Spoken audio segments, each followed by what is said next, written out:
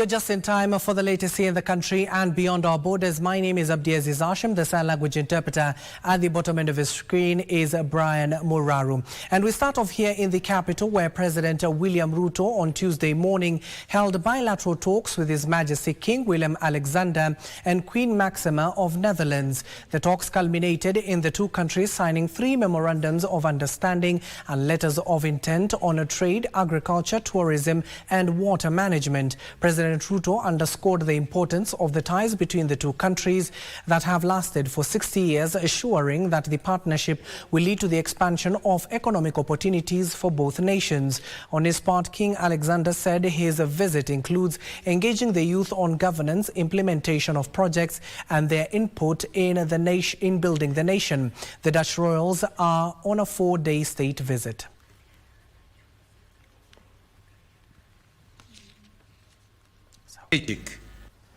Dating back to 1964.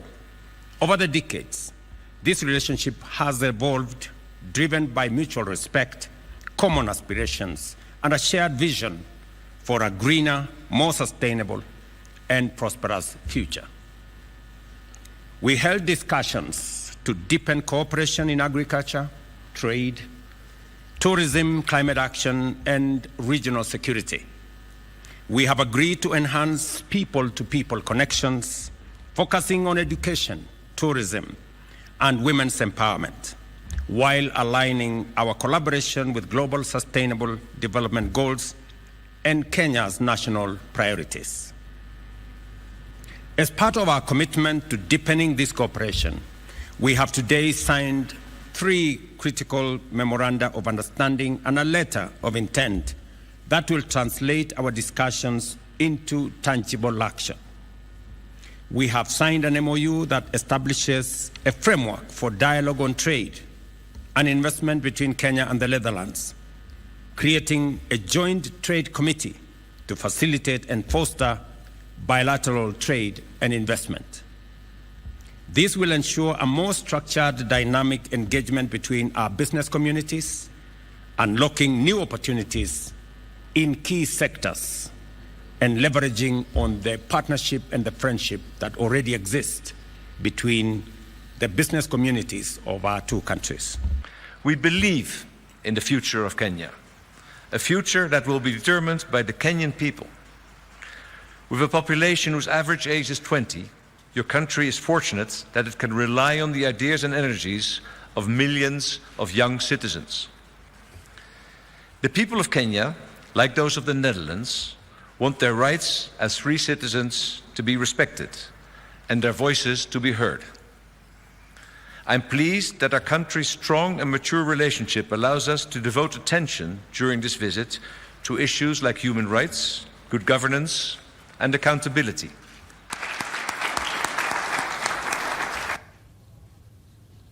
From State House Nairobi to another developing story here, especially in the health sector, we are made to understand that the Kenya Medical Practitioners, Pharmacists and Dentists Union, that is KMPD, are currently speaking to the members of the Fourth Estate. Let's listen in. I've not limited deductions to SHA. And again, the Ministry of Health and other ministries have delayed remittances. So SHA has decided, in protest or in retaliation, to deny all the civil servants, doctors, including the services, that these monies must be remitted by 9th. Otherwise, it is those who are workers who are suffering. Secondly, we have doctors who are detained in Kenyatta National Hospital. We have a doctor who died last week at Kenyatta. The bill was 299,000. Social Health Authority only paid 28,000. The balance for this doctor, we have been contributing as doctors to pay. We have another doctor who is in ICU. He is supposed to be discharged for home-based care. But SHA can only pay a tenth of his wages, of his bill. So again, we are contributing. We even have sometimes to sell the houses we have. We have to sell the cars that we drive. We have to sell everything, the lands that we've bought. Yet we are being faithfully deducted every month. Yet we relinquish Well, that is the KMPDU Secretary General, that is Abdiaziz, addressing members of the Fourth Estate on their grievances, especially when it comes to the Social Health Authority in remittances and, of course, catering for the medical bills of their own doctors and nurses who are currently receiving treatments across the country. And, of course, they were demonstrating across the capital. And our reporter Joseph Ohungu will brief us in our subsequent bulletins. But elsewhere now, the national government, in collaboration with Busia County, has intensified efforts to combat malaria in the region using drones to spray pesticides over waterlogged areas and forest regions that have long been hotspots for mosquito breeding. Now, speaking during the launch of the third phase of malaria combat campaign in Busia County, Dr. Willis Ahwale, Secretary of the National Malaria Control Council, emphasized that Busia County's unique challenges, particularly its high water table and numerous springs, contribute to its elevated malaria rates. He observed that drone technology has already made strides in reducing infection rates. Dr. Ahwale further urged residents to participate actively in the fight against malaria by using treated nets and seek prompt medical attention if infected. There are many breeding sites. Some of them can be done manually, small, but in Busia, as you know, you have massive breeding sites because of the big swamp areas that you have. Many of them cannot be reached. So we deploy the drones to go and spray a biolarvicide, which basically is a kind of insecticide that targets the immature, the growing, the larval stage of the mosquito. We are really advocating for the social behavior change in the community. There are simple things that the community can also do at their level, ensuring that they sleep under a treated mosquito net. As the CEC has informed us that we have already treated mosquito net in the household level. Also, to another developing story here at the Kenyatta International Convention Center in the office of Kiharu Member of Parliament, that is Ndidi Nyoro, who's currently addressing members of the Fourth Estate. Let's listen into what the lawmaker is telling the Fourth Estate. It was also a profound learning experience that I am truly grateful for. I am also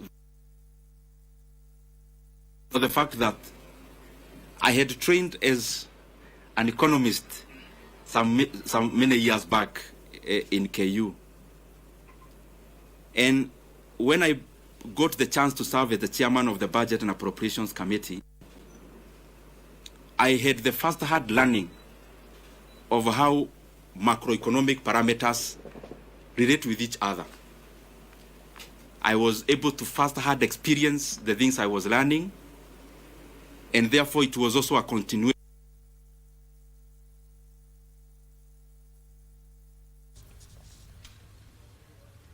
And we do apologize for that technical glitch. That is Kiharu Member of Parliament Ndidi Nyoro reacting to some of the changes that were made within the House. You do remember he was the chair of the Budget and Appropriation Committee, currently led by Samuel Atandi. Of course, that in the major shake-up of the broad-based formation, bringing together the United Democratic Alliance as well as the Orange Democratic Movement. Our reporter Adan Ibrahim is currently following on that particular bit and will inform us in our subsequent bulletins about the changes within the August House.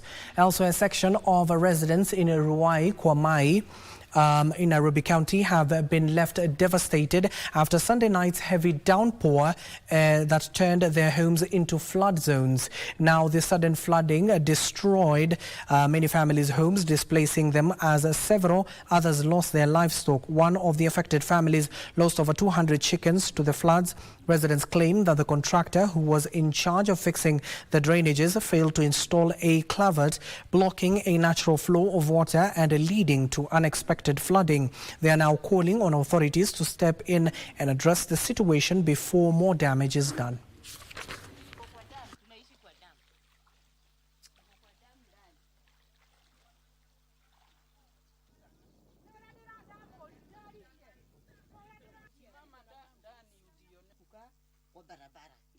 Hii barabara imejengwa na barabara, tuseme barabara ni kitu mbaya, barabara ni kitu mzuri, lakini sasa hii barabara ilijengwa na hawakutengeneza drainage. So the thing tunyenye tuna request, just open these drainages ndio hii maji iweze kuenda. Mvua kama ukiingia kwako inafika juu ya magoti maji, Wengine wetu tuna watoto wadogo wanaenda shule, sasa inakuwa shida kubwa. For us ni wakulima wa broilers, so tumeenda loss because we had like almost 600 and now 650, now tumebakisha only 100 which we are not sure kama zita survive.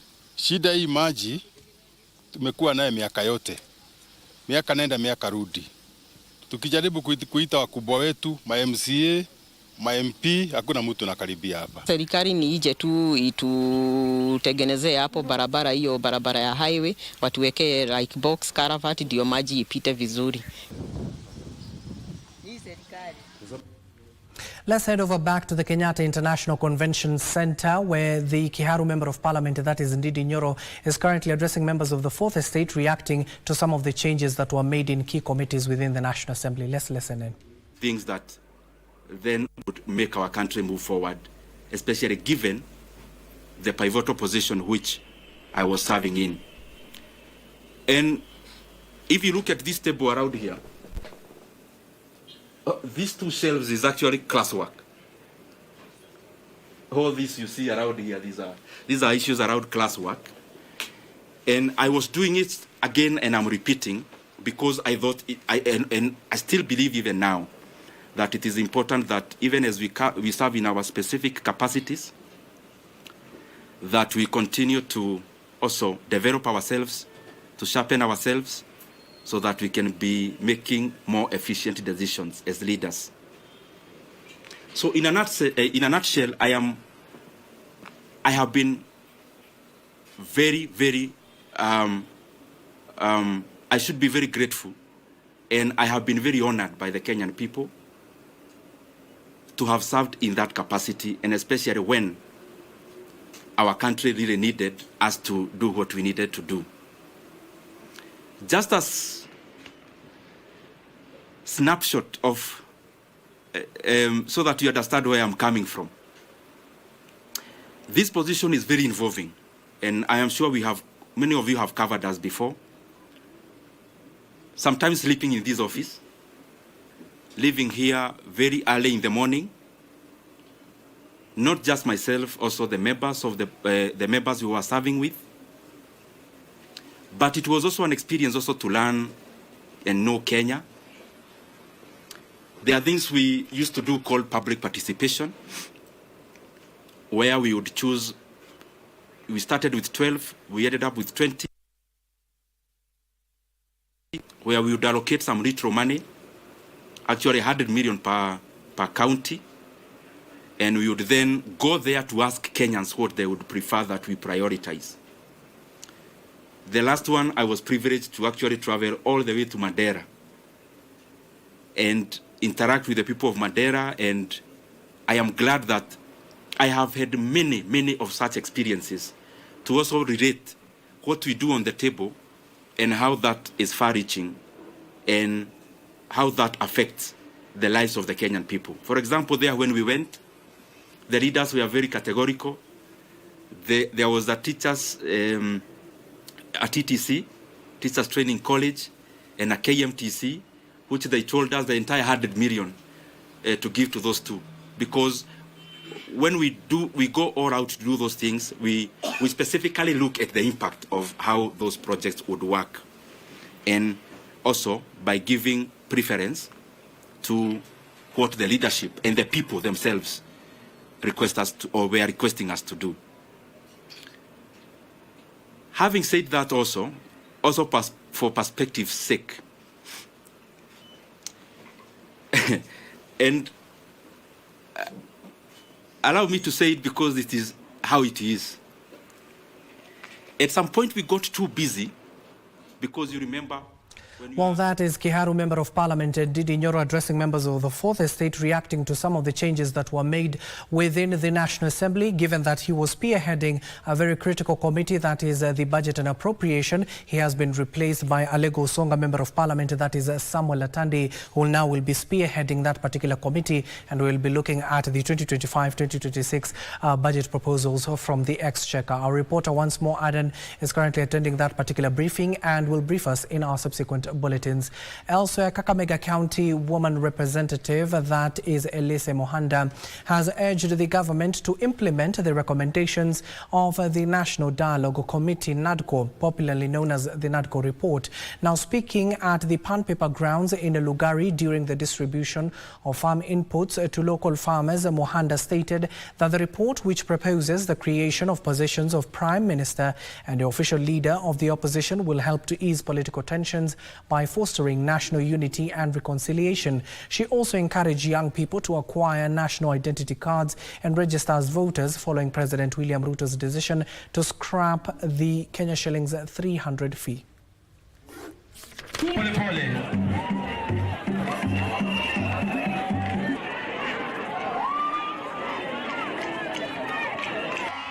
Lakini sisi tunataka ya kwamba tukue na leader ya opposition akae kwa bunge. Ndio sisi tukiwa na wale wenye hawakupata pia wasikie joto. Kenya ni yetu wote. Ama namna gani? Kenya ni yetu wote, na Kenya ni kubwa kushinda mshindi peke yake. Tunataka wale wako kwa upinzani na wale wenye wako kwa serikali tusikie joto ya serikali. Ndio mimi naunga NADCO report itekelezwe haraka iwezekanavyo. ID ni haki ya mwananchi wa Kenya. Kwa hivyo mtukufu rais, tunafurahi sana, watu wangu wamefurahi. Sasa hivi kila mtu ataenda kuchukua kipande. A community water project in Busia, South KBC County, estimated to serve over 4,000 residents, remains uncommissioned despite being completed, prompting frustrated residents to appeal to authorities for urgent interventions. The Getongono water project in Moticho Ward was completed in 2015 at a cost of 10 million shillings, but stalled due to the incorrect power installation and the absence of a management committee. Locals have expressed concerns over the lack of clean water, with women and children forced to walk long distances to access the essential commodity. Human rights activists and community leaders are calling on the county government to take immediate action to operationalize the project. Watu wa South Mugirango hapa Nyagetongono, they are straining kutafuta maji. Hata ukiangalia hapa ni mahali ingine hata watoto wanaanguka hapa, wamama wao ambao wazee hawajiwezi kutoa maji kutoka huko chini. Tunaomba Mheshimiwa Soro, kwa kupenda kwako, kwa sababu unapenda watu wako wa South Mugirango, hii maji ya Nyagetongono, please kindly pereka hii maji officially kwa county. Lazima niache hata kupika, niende kusaidia mama maji kutoka mtoni. Sawa. Sasa chenye tunaomba kama sisi nyinyi watu wa KBC County kama governor atusaidie, sababu Ozola ameanza na hii maji pata tu chaona chenye anaendelea, atusaidie na maji jameni. And in other news, education stakeholders in Kajiado County have opposed the move by the Ministry of Education to remove mathematics as a compulsory subject for senior secondary schools. The stakeholders argue that eliminating mathematics as a core subject will negatively impact the students' future opportunities and limit their potential in the job market, especially in science, technology, engineering and mathematics careers. They were speaking at the Oloitoktok Boys School to celebrate the excellent performance in this year's KCSE exams. Mambo ya education tusiingize na kuibadilisha, tutabadilisha siku hizi tukapotea laini. Naongea kweli mwana wangu? Ni wangapi wanakubali kwamba hesabu ni kitu ya maana katika kupiga hesabu ya biashara, kusaidia mtu kuwa engineer, kusaidia mtu kuwa pilot, kusaidia mtu kuwa daktari? You have to know mathematics is key as also English is key. Sijawahi kuja hapa kwa ajili ya kesi ya mwanafunzi yeyote, na bila shaka kama hatuna nidhamu hatutapata matokeo ambayo tunayahitaji. Still on the education front, at least 13,000 learners in 168 early childhood development education ECDE centers across 10 wards of Isiolo County are now set to receive a cup of fortified porridge each school day courtesy of the county government. Speaking at the Isiolo police grounds when he flagged off lorries ferrying the bags of fortified porridge flour to the respective ECDE centers, County Secretary Dade Boru noted that the flour that is already pre-cooked is very rich in nutrients that will aid in the growth of learners, adding that the move will also help in retention of learners in school. Inachukua miezi 6. So for the next 6 months watoto wetu wanaweza kuenjoy facility uji. Hizi centers ametuletea unji ya watoto ambao ita improve enrollment itaenda juu, ita reduce absenteeism kwa sababu watoto wengi wakisikia kuna unji wanakunja shule, na tena hii unga iko nutritious, kwa hivyo ita improve afya watoto, kwa sababu hii kaunti yetu kuna sehemu zingine unakuta watoto afya yao si mzuri kwa sababu ya hali vile ilivyo. Residents of Kaloleni in Kilifi County say they are relieved as the government has begun the construction of a Huduma Center in the area. Speaking during the groundbreaking ceremony in Kaloleni Huduma Center, CEO Ben Kai confirmed that the project will be complete by the end of the year. The project aims to relieve residents from having to travel to Mombasa and Kilifi to get services such as a birth certificate. He added that the residents will be given priority in the construction scheme.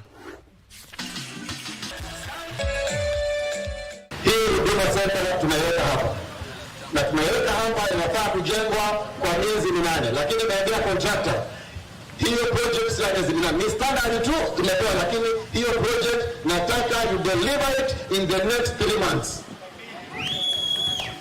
Hawa vijana wapewe kazi hapa, na wakati tutakapofungua pia zile kazi za hapa ambazo zinakaa kuandikwa watu wa hapa, tutahakikisha pia zimeandikwa vijana wa hapa Kaloleni. Mradi huu utakupatia nafasi wewe uweze kutafuta leseni yako ya uendeshaji gari, kitambulisho, birth certificate na hata ile tunaita certificate of good conduct. Zote zitatoka hapa ndani ya. Students from Ngong Huruma School and vulnerable children at Huruma Children's Home in Kajiado County are set to benefit from a newly launched training center by APSA Kenya Foundation. The center, which focuses on cosmetology and hairdressing, aims to equip youths with practical skills that will empower them to secure meaningful employment. Mama Zipora Kamau, the director of Ngong Huruma Children's Home, expressed her heartfelt gratitude to the foundation, emphasizing the importance of students to receiving hands-on training. The intention is to empower the youth and also give entrepreneurs skills. It means so much to me because I'll be training boys and girls how to know how to shave their hairs, and even them they can go there out and start their kinyosi, and Busia Member of Parliament, that is Catherine Omanyo, has called on the government to undertake mass awareness campaigns targeting persons with disabilities to ensure widespread registration for them to access government services and grants. Speaking at the Appetite area in Busia County during the exercise to distribute over 100 wheelchairs to PWDs facing mobility challenges, Omanyo said many PWDs are often isolated by their families who perceive them as burdens, thus denying them their fundamental rights. Residents lauded the move, noting that it will empower PWDs to be economically empowered and be self-reliant. Ile niligundua walemavu wengi hawajaandikishwa. So kupitia kwa coordinators wangu wanatafuta huko vichorochoroni, kwa sababu si kila mtu ako na redio na TV na gazeti ambayo atajua kwamba leo wanaandikisha walemavu kwa ofisi gani, na kama uwezi tembea hata ukafika kanisa. Coordinators wangu ambao wako kwa ground kwa 35 wards, au ndio wananielekeza, wananiambia kuna mlemavu mahali hata kutembea ni ngumu, anahitaji wheelchair ama crutches ama macho nne. So hiyo yote polepole huwa napanga na ninaleta sana kusaidia huyu mama because kutembea kwake ilikuwa ngumu, alikuwa anatambaa. Nashukuru mheshimiwa kwa kuja kutuonekea kwa hiki kijiji. 24 minutes past the hour, we need to take our first breather, but don't go too far. We still have more for you on the desk of business as well as sports.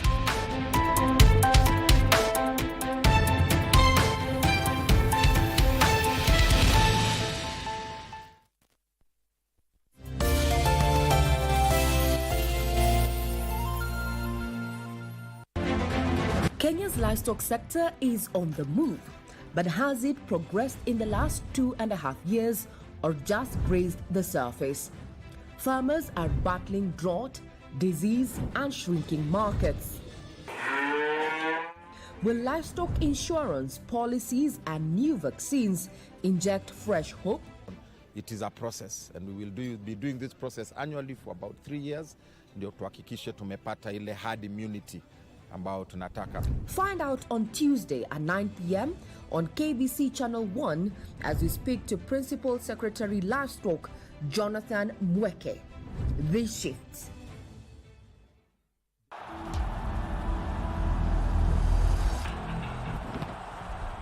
The race for the cherished FIFA World Cup 2026 slot is heating up. Olunga, the captain, he plays the right ball inside. Good first touch. They change the lines as Aubameyang gets in behind here. A great opportunity for Aubameyang, and it's off the post. Lined up on match day 6, Group F is Kenya against Gabon on Sunday, 23rd March at 4 p.m. from Nyayo National Stadium. Pumped back into the air. The keeper's come a long way off his line and he's missed it. And that's the opener for Kenya. With a new sheriff in town, don't miss this historic Africa qualifier duel live and exclusive on KBC Channel 1, your true sports partner.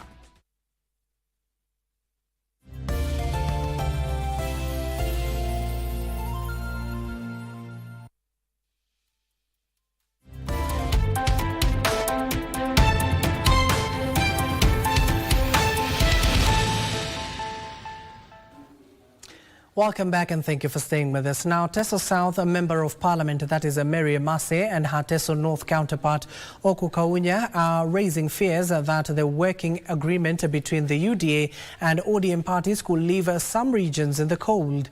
The leaders want the UDA party to assure its political base that it won't be overlooked in future appointments. The leaders have, however, pledged to continue supporting the political partnership between President William Ruto and Raila Odinga to foster national unity. Kumbuka Wateso walikupa kura. My own president, Your Excellency the President, remember that the Teso people exist in Busia County. So that when you are giving slots, Wateso pia wapate nafasi yao. Teso community are not represented in any of the higher positions, and therefore there is need to ensure that they are also included. And just as our constitution requires minorities to be included, because there is importance of also ensuring regional balance.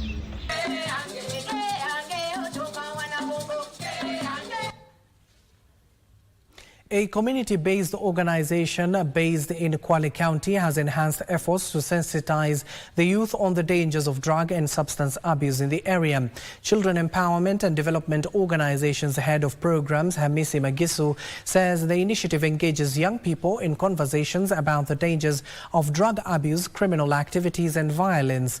This, she says, will inculcate good morals and help to grow talents among the youth in the area. Tumekuja kuonana na vijana wa Pungu, na ule mchango wao tumeona imekuwa participation nzuri, na pia tume-identify some talents ambao tumeona wako nazo. Changamoto zenye wameongelea ni kwa sababu Pungu iko katika mipaka ya Kwale County na Mombasa County. Tumeona zile changamoto ambazo ziko huku, sana sana mambo ya mashamba, utovu wa usalama, mambo ya juvenile gangs. So vijana ndio tumekishwa kipaumbele katika swala zima la usalama na utovu wa nidhamu, na imani sisi vijana ili lawama litaisha iwapo tutajitolea na iwapo sisi wenyewe tutaamua tufuate mbinu ambazo zitatuendeleza kupata kipato na pia mbinu ambazo zitatuendeleza katika kukuza uwezo wetu wa kujiajiri. Mtu akikaa hivi idol huwa yuaza mambo mengi, lakini kama mtu yajishughulisha na kipaji fulani, sema mimi kama footballer, huwa kabla hujaenda kwa game lazima uende kwenye zoezi. Now let's take a look at what is happening in the world of business, where a section of sawmillers in the Rift Valley, Nyanza and Western regions have opposed the proposed regulations under the Forest Conservation and Management Act CAP 385. The millers argue that the new regulations, particularly the draft on public forest concessions for 2025, could severely impact their businesses, favoring larger corporations while leaving smaller local millers devastated. Now, they, led by their chairperson, that is Joseph Cheriot, the group emphasized that the draft regulations, if implemented, will strip them of the management rights over the forest, handing control over to the large companies that will harvest forest resources on a much larger scale. Tukisema hii process iendelee, hatujui kama tuta review the management plan ama tutatupiliwa mbali na mwenye atakuja kufanya kazi ya forest, because kama itakuwa privatized ama itakuwa personal interest, itakuwa shida kwetu kama community. Host community will be casualties. The only sole beneficiary will be the concessionaire, who will be in control of the resources. You will be watching them harvesting, sitting on your land, getting billions, getting carbon credit, and we are losing. We want carbon credits to trickle down to the community, not an individual. Leo tena aseme maneno ya forest ya wananchi warudishiwe. We are very happy kama forest yetu tutapewa to manage sisi wenyewe. President William Ruto has assented to the supplementary appropriation bill at State House, Nairobi. The assent means that the government will be able to address financing gaps, including adjustment to the appropriation in aid receipts and realignments of the budgetary provisions. Key highlights of the supplementary estimates for the financial year 2024-2025 in the bill include funding drought mitigation, infrastructure development, measures to boost tourism and revenue collection at about 50 billion shillings. The security sector has been allocated 12.5 billion shillings. Health sector reforms and promoting universal health coverage will get 13.7 billion shillings, while on the education front they will get 33.26 billion shillings. The supplementary estimate too have also seen a reduction in some non-priority areas, particularly on account of partner-funded projects.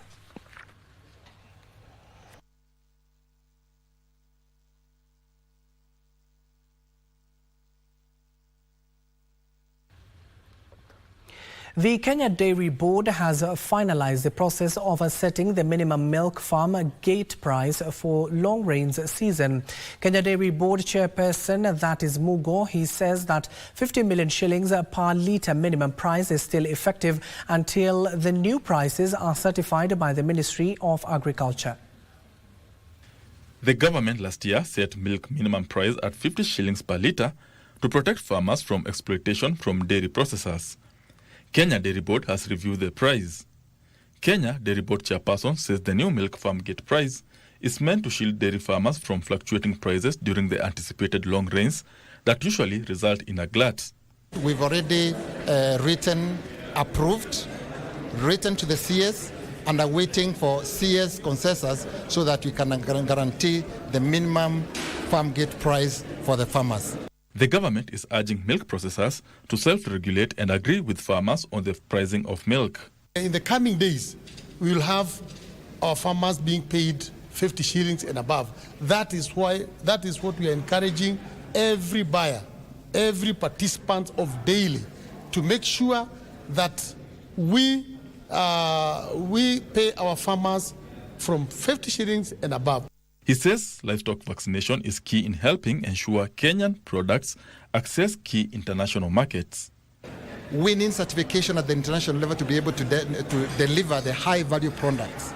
And that cannot be done unless the country is certified disease-free, livestock disease-free in the country. And that cannot be done until we allow vaccination to be done so that the international certifiers can validate the status of free diseases in the country, and so that we can be validated to be able to export to certain countries. Benson Drioba reporting for Lunchtime News. The Kenya International Freight and Warehousing Association is pressing for the adoption of the Kenya Customs Agents and Freight Forwarders Bill 2020 to deal with endemic challenges that continue to doge the sector. KIFWA says that the bill, which has been pending before Parliament for almost 5 years now, will help streamline the industry, enhance professionalism and address issues like cargo delays and rogue clearing agents. The agency says it will work closely with relevant government agencies to curb illicit trade and facilitate seamless customs duty payments to the Kenya Revenue Authority. KIFWA National Chairman, that is Frederick Olo, has also committed to end cargo delays to improve KRA's revenue collection. It is very, very much inappropriate that people or a team of 1,200 members bestowed with the collection and facilitation of collection of over 790 billion do not have a statute to govern them. As KIFWA, we have done our part through the able leadership of my national chair, Mr. Roy Mwandi.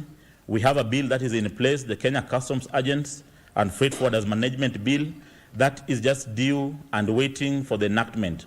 I know this team that you see here, we shall join it together, knocking at various government doors to ensure that we look at this bill. At least it helps in regulation of this industry. Old Mutual Group has returned to profitability, posting 838 million shillings in 2024 full-year profit, up from a net loss of 114 million shillings recorded during a similar period in 2023.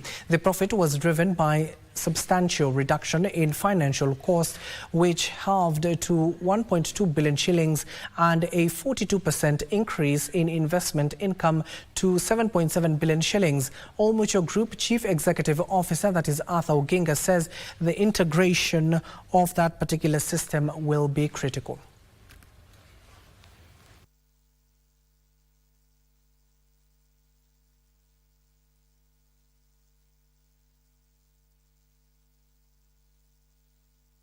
Income was also good and supported the results with the high interest rate regime we saw last year. We've managed to keep costs very well controlled, and we'll have seen that costs in some instances have come down. So all in all, a good result. Some of our initiatives around the balance sheet restructure already paying off. You can see the reduction in the finance costs as a result. We've looked at our January and February revenues. We can clearly see the strain on personal finances and demand on the private sector. So if the government can slow down a bit on some of the tax policies, we might see a more robust economy in 2025. But we're hopeful that we'll see a slowing down on the government side in terms of ever more increases in taxation. And in other news, the Kenya Pipeline Company KBC, in collaboration with multiple government agencies, have begun evicting squatters from pipeline waylive land across the country in a move aimed to, of course, give way for the KBC's eviction notice that was issued, as well as resettling some of those residents. Now, in collaboration, as I told you earlier on, with government agencies, they have begun evicting squatters from pipeline waylive lands across the country to protect those vital infrastructures from those squatters. Now, the Stanley Manduku says the eviction are expected to impact hundreds of the residents. In the past, whereby we've had petroleum products leaking. This particular exercise is the commencement of a series of quite a number of clearances that we intend to undertake as Kenya Pipeline. And the reason why we are taking this particular exercise is because of the safety and the security of our people. That Kenya Pipeline handles is highly flammable. We are all aware about that. And it passes through the pipeline system. What has happened is that of late we've had very serious encroachment on the pipeline way leaves, and this prompted the national government, and more specifically the Cabinet Secretary in charge of Energy and Petroleum, to issue directives that these areas must be cleared. Now, across the globe, China is pulling out all stops to jumpstart the slowing economy, rolling out a wave of incentives to get people spending again. From childcare subsidies and higher wages to better paid leave, the Chinese government is making it easier for families to balance work and life. Here are the details of these stories and other stories making headlines across the globe. China is offering $41 billion discount program on everything from dishwashers and home decor to electric vehicles and smartwatches. The full-fledged spending spree is aimed at boosting consumer confidence and driving economic growth. China's economy got a boost as retail sales grew 4% in early 2025, but home prices continued to fall. While the United States battles inflation, China faces deflation after prices have dropped for 18 straight months, hurting business profits, wages and jobs. With sluggish growth, high debt and unemployment, China is pushing to boost consumer spending. As China targets 5% growth, President Xi Jinping hopes rising consumption will offset the impact of U.S. tariffs. Meanwhile, Forever 21 may be closer to shutting down in the United States after its operating company filed for bankruptcy protection. The retailer says stores and its website will remain open as it begins winding down operations. Once a fast fashion favorite, Forever 21 has struggled with rising costs and online competition. After first filing for bankruptcy in 2019, it was rescued by investors, but challenges persisted. The company now plans liquidation sales and may sell assets under court supervision. Forever 21 stores outside the United States won't be affected. Finally, illegal gold mining is posing a severe threat to the sustainability of cocoa production in Ghana, with many farmers and experts calling for the government to provide greater protection against this illegal activity. Ghana, which is the world's second largest cocoa production and generates about $2 billion in foreign exchange each year from cocoa, is facing a sharp decline in production. Ghana's cocoa regulator estimates that 81% of cocoa farms in the eastern region, 74% in the western region, and 68% in the Ashanti region have been impacted. In the past 3 years, cocoa production has dropped by 50% due to illegal gold mining. Now, demand for high-speed internet spiked in the last quarter of 2024, with telcos increasing investment in broadband, especially 4G and 5G. The demand was driven by increased online activities such as streaming, online learning and remote work, with customers subscribing to higher data speeds between 10 Mbps and 30 Mbps. This is according to the latest quarterly report by the Communication Authority of Kenya. During the quarter, mobile SIM subscriptions grew by 2% in comparison to 1.6% growth recorded at the end of September 2024, pushing active SIMs to 71.4 million and a penetration rate of 138.5%. While subscription to mobile money services grew by 4.1% to 42.3 million. This growth is mainly attributed to the busy festive season.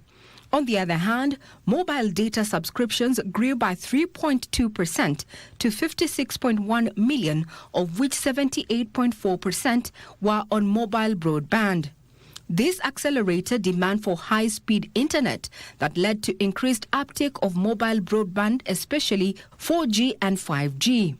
Most customers also subscribe to higher data speeds between 10 Mbps and 30 Mbps, marking a shift from previous quarters during which most customers subscribe to data speeds between 2 Mbps and 10 Mbps, pointing to a reduction in cost partially attributed to competition due to entry of new players in the market like Starlink, owned by American billionaire businessman Elon Musk. The report also indicates increased utilized satellite internet bandwidth driven mainly by the increased uptake of low Earth orbit LEO satellite internet services in the country. Regina Manyara reporting for Lunchtime News. Kenyans will now be able to fly directly to Muscat city of Oman from Nairobi following the launch of a direct flight by Salam Air. Transport Principal Secretary Mohammed Dakar, who was speaking when the airline operations went live at the Jomo Kenyatta International Airport, says the move will now enhance Kenya's tourism sector and boost trade ties between the two nations. Middle East-based airline Salam Air will now offer direct flights from Muscat to Nairobi twice a week on Monday and Wednesday. The airline's operations went live on Monday afternoon. Transport Principal Secretary Mohammed Dakar says the new route is poised to increase tourist traffic to Kenya from the Gulf region, a growing market with high potential for ecotourism, wildlife safaris and coastal experiences. So we are here not only to welcome a flight. A flight is but just a symbol. We are here to renew ties. I didn't see a flight today landing, but I saw historical ties being renewed. The relationship between the two countries have really been connected by doors and boats and vessels, because for a long time, Oman are some of the best boat builders. Oman's strategic location as a gateway to the Gulf markets is also expected to boost Kenya's exports and create new partnerships in sectors like construction and technology. For both countries, in what is one of the best tourism spots in the world. I myself was last in Kenya 10 years ago, and I'd like to say I'm just so happy to be back. We'd like to say thank you so much for today, and we look forward to a great and wonderful relationship as we add more and more flights in the future. Kenya is an exporter of agricultural products such as meat and meat products to Oman.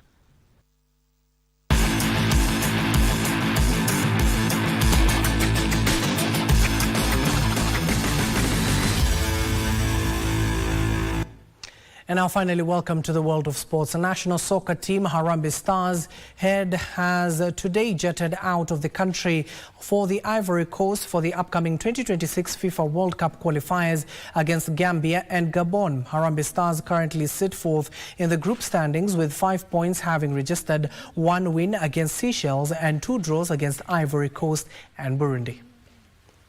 According to Harambee Stars coach McCarthy, the team is going for nothing short of victory in its first 2 World Cup qualifiers, stating that the squad is ready to embrace the challenge. Kenya will first face Gambia this Thursday in Ivory Coast before returning home to take on Gabon at Nyayo National Stadium in Nairobi this Sunday. Most of the players we've joined, we've reported to camp, and the mood is quite amazing. Everybody is really looking forward for the first assignments of the year, which is Gabon and Gambia. Harambee Stars currently sit fourth in the group standings with 5 points, having registered 1 win against Seychelles and 2 draws against Ivory Coast and Burundi. We are going to face Gambia away, and we know they are a team which now is upcoming in Africa, and they also have a good squad, so it's going to be a good encounter to go in. Ivory Coast top the standings with 10 points. The winners in each group will secure direct qualification for the tournament. That story by Dan Mwendo concludes our coverage this afternoon. Do join us in our subsequent bulletins at 7 p.m. and 9 p.m. My name is Abdiaziz Hashim. The sign language interpreter at the bottom end of the screen is Brian Muraru. Do join us in our subsequent bulletins and enjoy the rest of your viewing.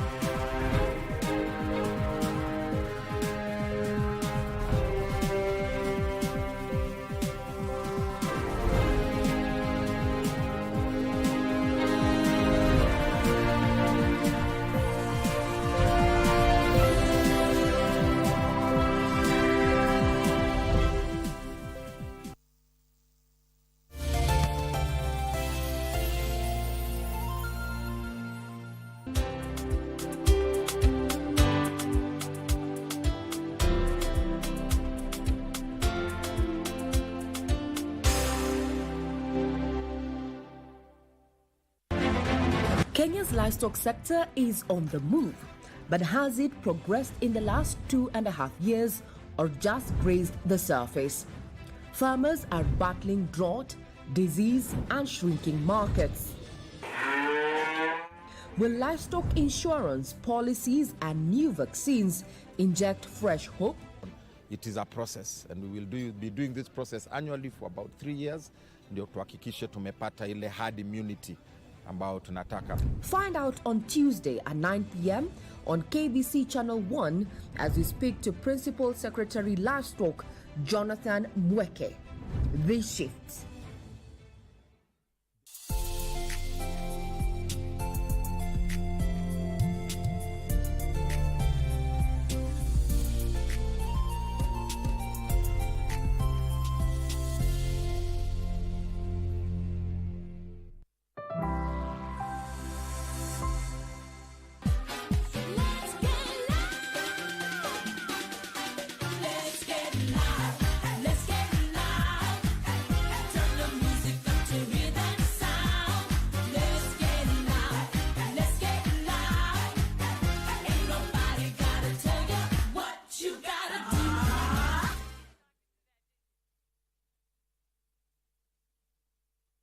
It's time to kick them blues. The moment you see me on your screens, you know that it is time for you to get to know what has been happening, matters, entertainment, and to be specific, in the events world. Today will be a packed up show. You definitely do not want to miss any bit of it. As you can see, I'm alone, so I'll need your company, right?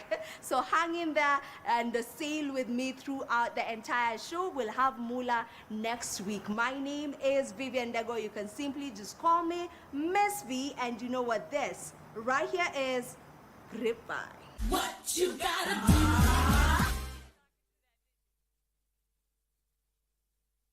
We start off the show with one of the biggest concerts to ever happen in the 254, and that is none other than Ngemi. Let me tell you something. This is a Kikuyu festival, but with a twist that is some modern twist in it. And the way people, like the place was packed for sure. And we had the likes of Wanjine, A-Roche performing, and they also had a surprise guest artist. Guess who it was? You don't need to. Let's check it out. Well, go on, beautiful people. What's happening, man? It's all about the third edition of Ngemi Fest, happening courtesy of Manyata, man. When you talk about Ngemi Festival, it's all about, you know, the celebration of the Kikuyu art, music, and the vibrant culture. Talk about Kikuyu people coming together to celebrate their food, their culture, their music, and everything under one roof, man. The event is happening right here at Eva Gardens in Limuru, and it's all about having fun, man. Let me tell you something, man. When we were coming here, it was not easy, you know, because it was a sold-out event, too much traffic. But anywho, we made it to this amazing event. So without wasting time, let me introduce you to the Ngemi Festival.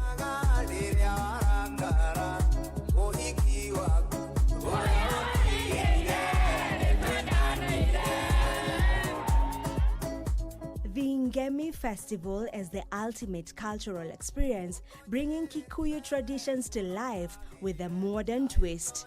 Imagine a festival where ululation meets Afrofusion, and where the beats of traditional Mugithi blend seamlessly with Gen Z energy. That's Ngemi Festival, a celebration of heritage, music, art, and food that has quickly become a must-attend event for culture lovers and party-goers alike.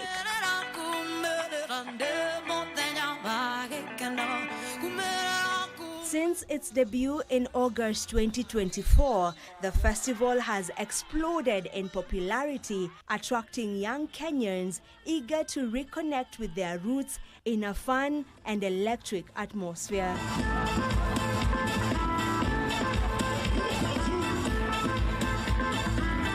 The most recent edition, held at Eva's Garden, Red Hill, Limuru, was pure fire.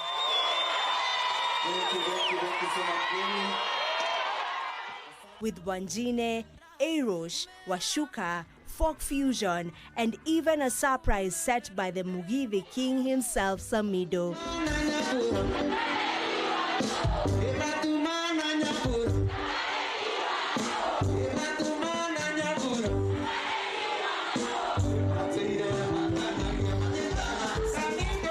The crowd was on their feet, singing along and soaking up all that vibe.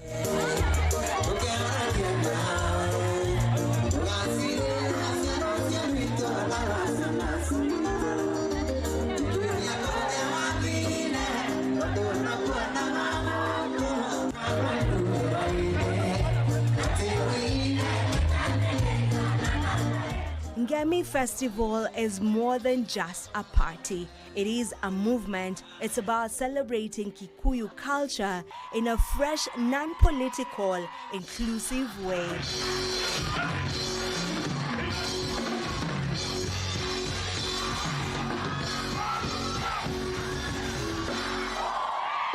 From live performances and a deep sense of community, this festival is redefining what it means to be proudly African.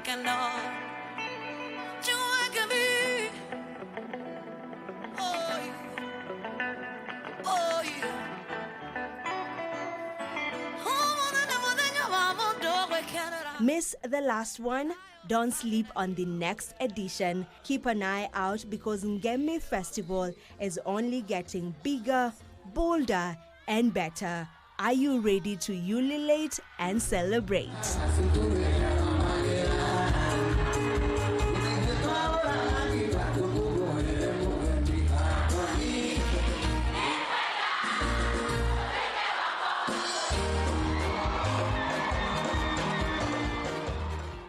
That was one charged up show for sure, for sure. I am definitely going to plan to go for the next Ngemi. The next edition, I have to be there. Those are too much vibes that I love, love, love.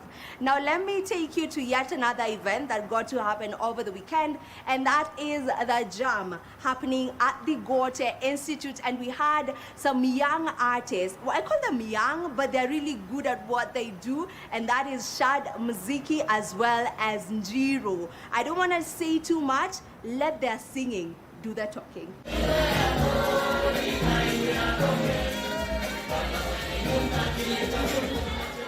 The Jam at Gote Institute Nairobi just delivered another high-energy night of music, and this time it was pure fire. Last week's edition featured two phenomenal artists, Njiro and Shad Muziki. Blowing on my line and you be calling up a crime because they didn't let's maintain it.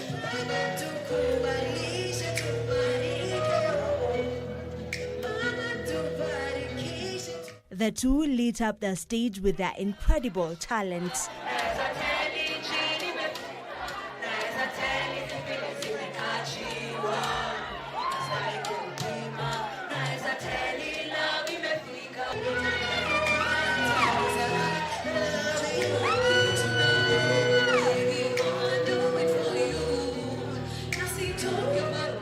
With Tangaza magazine curating the vibe, the night was a perfect fusion of energy, rhythm, and pure Kenyan musical excellence. The aim is always to create space for new artists, so not to repeat, to make sure, we're giving as many different people the chance to be on the stage and to bring their fans over. But there's no specific criteria in terms of, it has to be a specific genre or something like this. It's just artists who are talented and making good music. The crowd was vibing, the beats were hitting just right, and the atmosphere was nothing short of magical.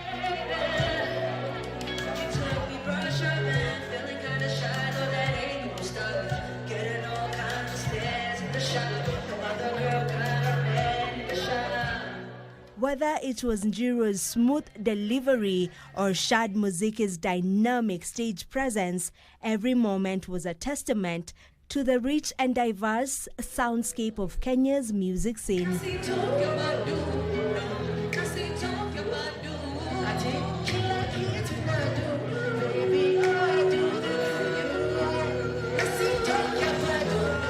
If you missed it, don't worry. The next edition of the Jam promises even more.